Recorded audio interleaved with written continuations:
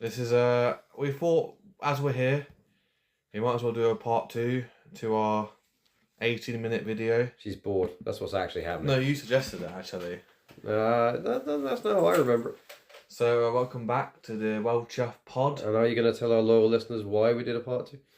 You wanted me to make fun of your accent. Yeah, my accent. You're making fun of me. Even though we're from the same place. Yeah, even though I haven't got my accent, I can still make fun of you. Yeah, all right. I've got coffee as well, so we can enjoy the chat. Yeah, and what kind of sugar did you have in your coffee again? White. White sugar. Not bran. Bran. Bran.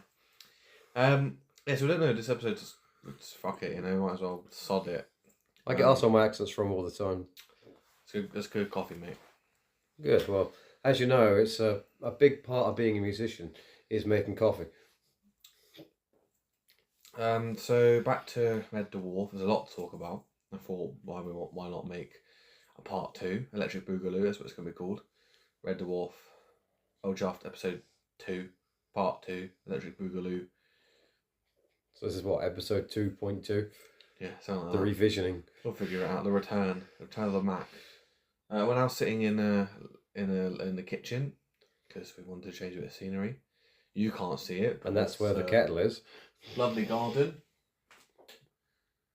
Lovely garden. Yeah, quite lovely. Yes, and you have a smashing blouse. Smashing blouse. That's the wrong show. Really working for the visuals. So you wanted to talk about how we can link Young Ones. Your favourite? It is my actually. I'm biased. Young Ones is my favourite show, but Red Dwarf is up there. Yeah. What's your favourite show? My favourite show ever? Yeah. Black Books. Black Books. Yeah, you talked about it. More than my whole life on Barnaby Black. Maybe that'll be a future episode when I get around to watching it. Yeah. Yeah, and you call yourself cultured. Or anyway, you want to do a solo episode? You're more than welcome to. An 8-hour rant of everything I love about the show. So how are they linked? How has Red Dwarf and the Young Ones got a connection? Well, I'm glad you asked. And as you know, I just do all the things off the top of my head and don't prepare at all. Sometimes. Okay. And do you want Chris Barry is in a cameo as I'm not sure if he's the ship's captain, but he's on a ship so anyway. I looked up the other day, and I think his name is Captain Christopher Barry. I don't even think they gave him a name, but I looked on IMDb and it says Captain Christopher Barry. So he's playing himself. Yes, and early rimmer, you could say, an early rim.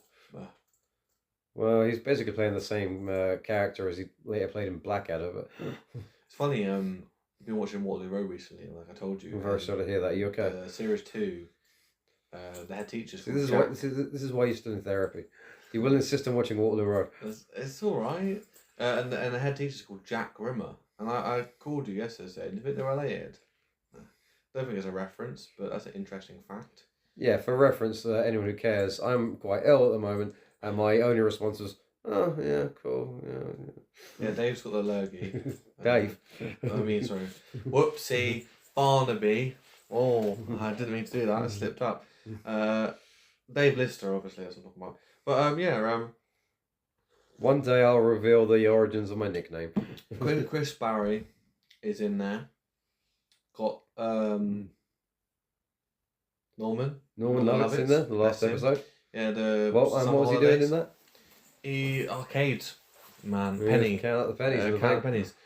I couldn't tell it was him at first because you see his whole body, and then the Red Dwarf. Yes, that's right. Norman. They didn't actually decapitate Norman Lovett for the role. How they did it? How they cut off his head?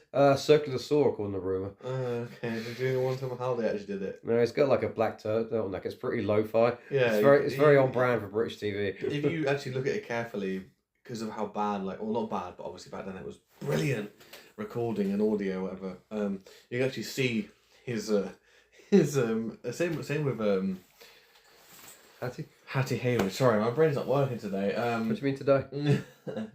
Watch it, you. I could easily replace you. That is true, but who would they miss? And who do you prefer? Do you prefer me or do you prefer Dave? Sorry, Barnaby. That's revenge. If you look at it though, you can see that they're wearing a black background. But and how else is it linked? Also, it involves Paul Jackson. Yeah, and Ed Bye. And there's probably more. Ed Bye also did Bottom. So He there's did. that link.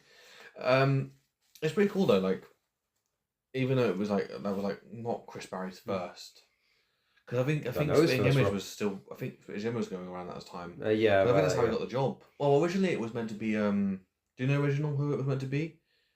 Who the original two were meant to play? I can never remember. Is it Alfred Molina? Yeah, that's Alan Rickman. Alan Rickman. That would have been interesting. That would have been a very, very different show. Yeah, who's who though? I can't remember. I think Alan Rickman was Rimmer, and then Dave Lister was Alfred Molina. But I find that weird because I don't find him as funny comedian. Like, you know what I mean?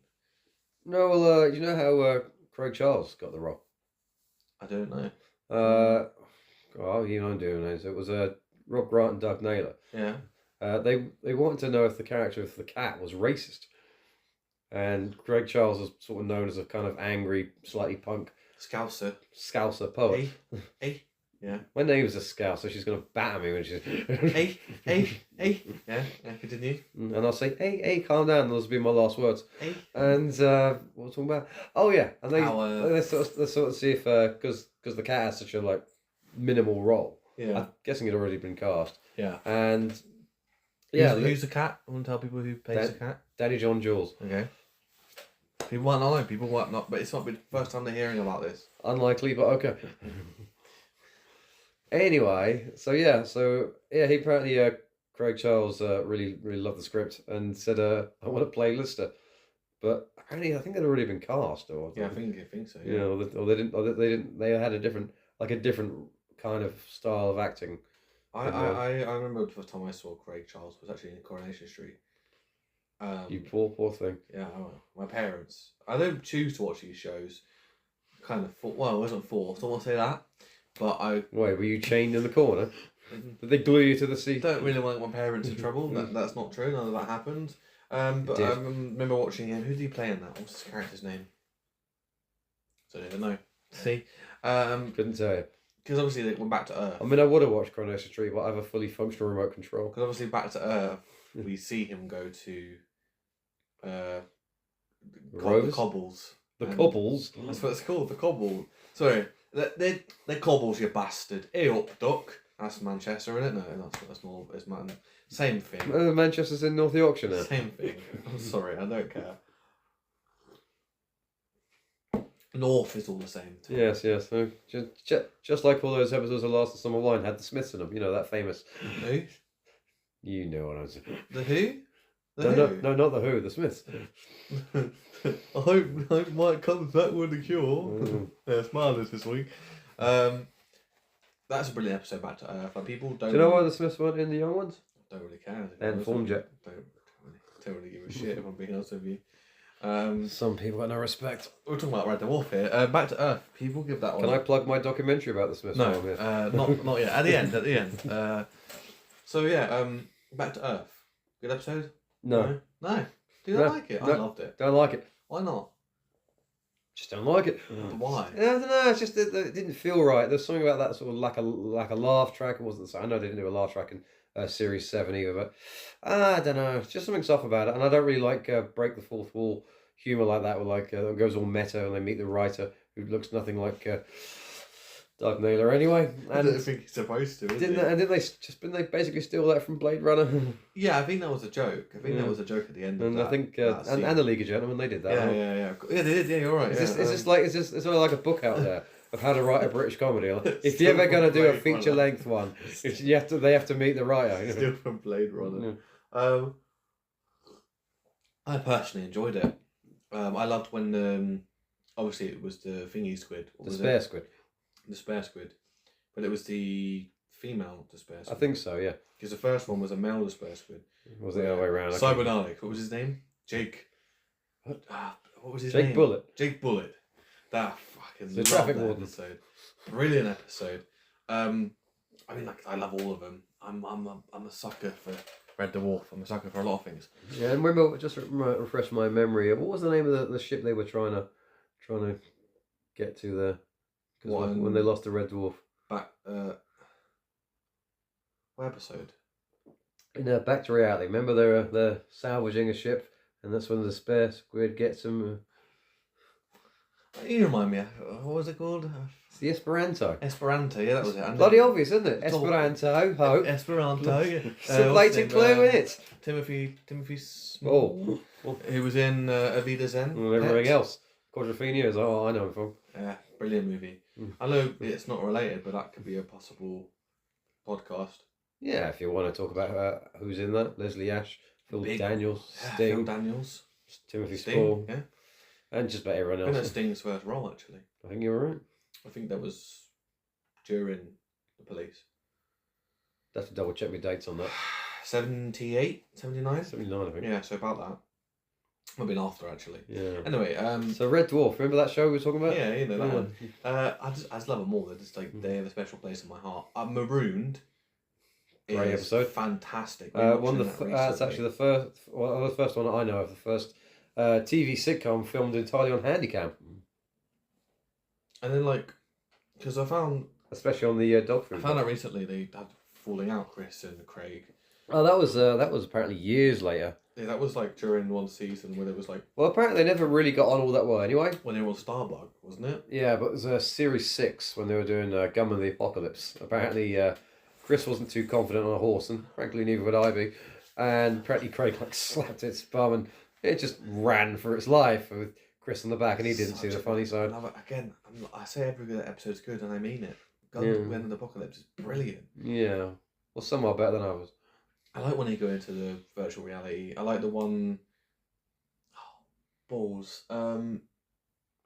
It's a later one. Kachansky and... You thinking of Jane Austen World? Yeah. That is the episode Beyond a Joke. Is that one with Kachansky? Right? Yeah. And Abel. And Crichton comes in with a tank. Yeah. It's such a good show. I'm not show. trying to convince people, but watch Red Dwarf. It's on iPlayer if you have iPlayer. I think half of it's on YouTube. I mean, not legally, but we won't talk about that. You can also get it on DVD if you're old school, and you want it on or VHS. What's the one I got? The VHS, the Smeg Up.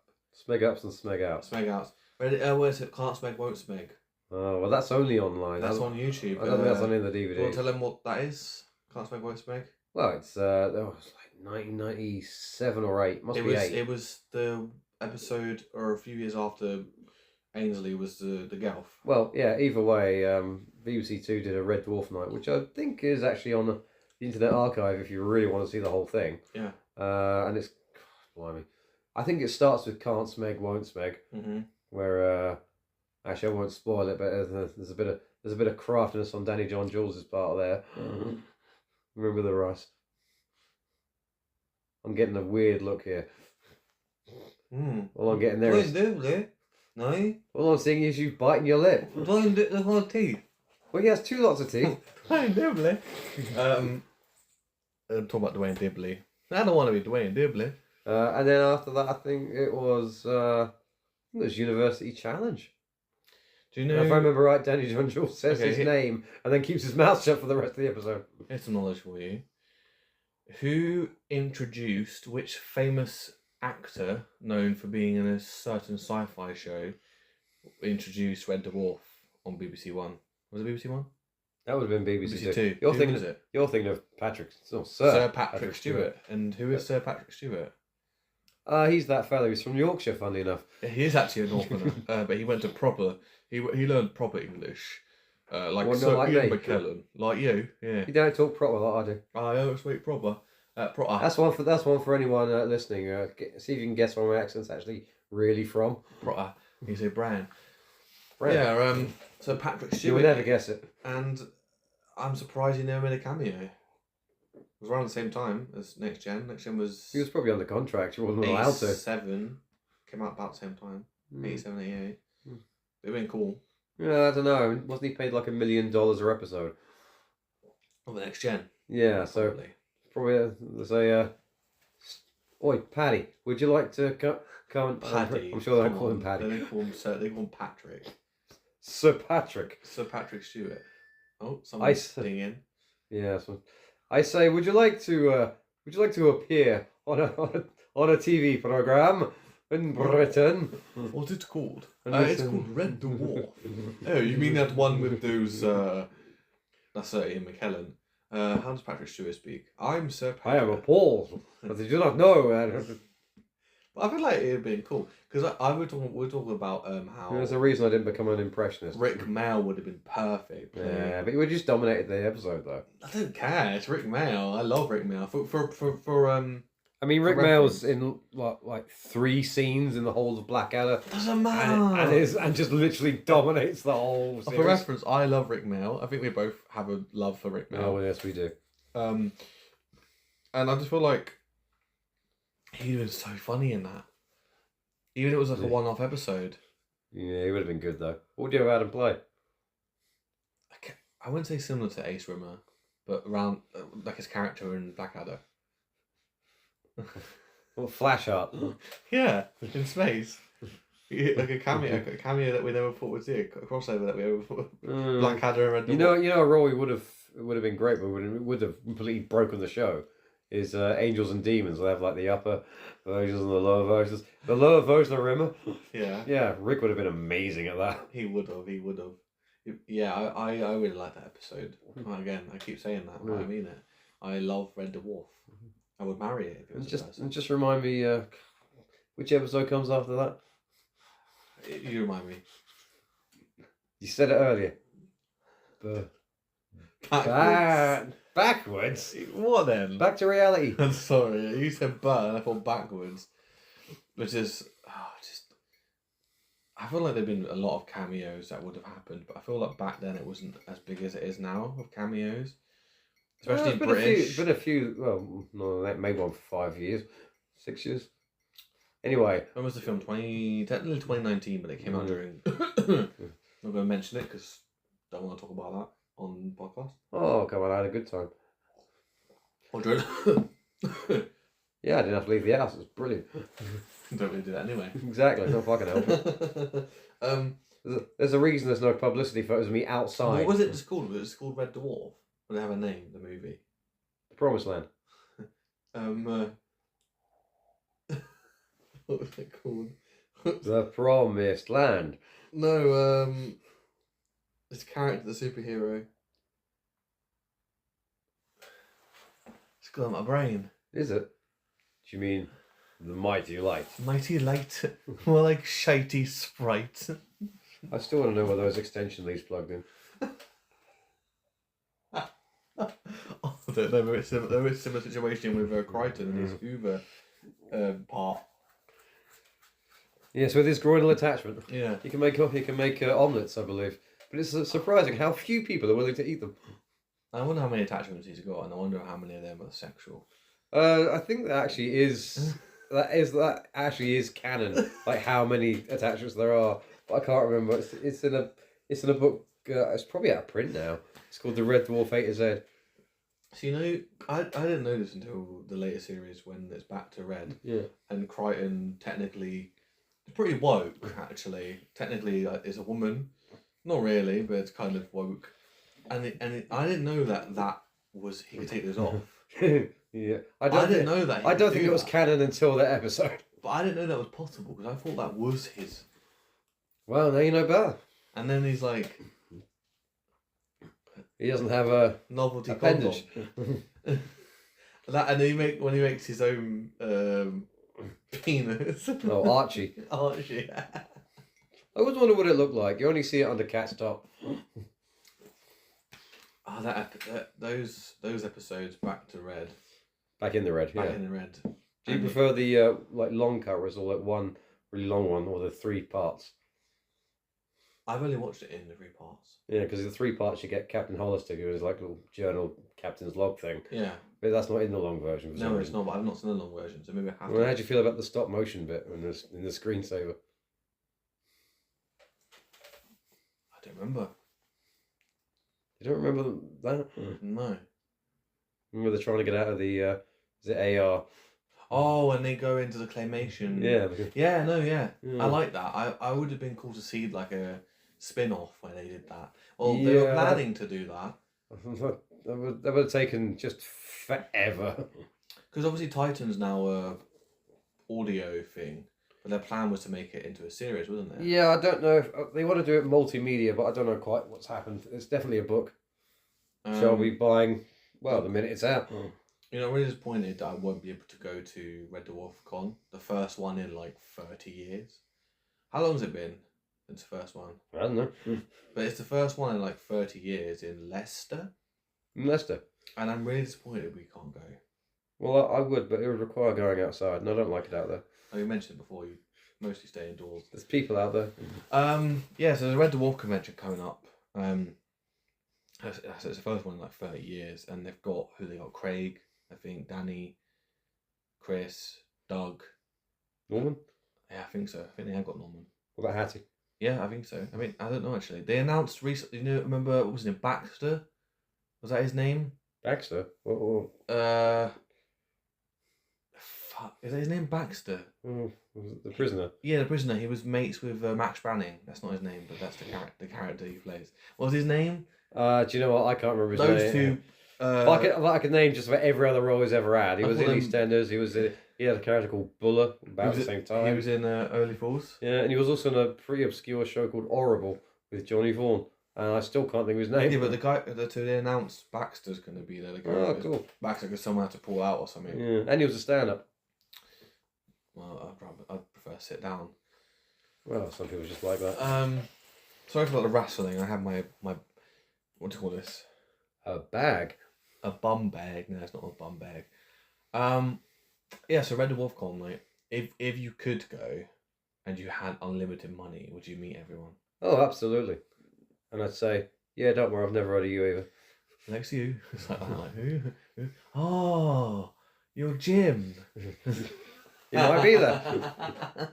He might. Who did they again? Remind my audience.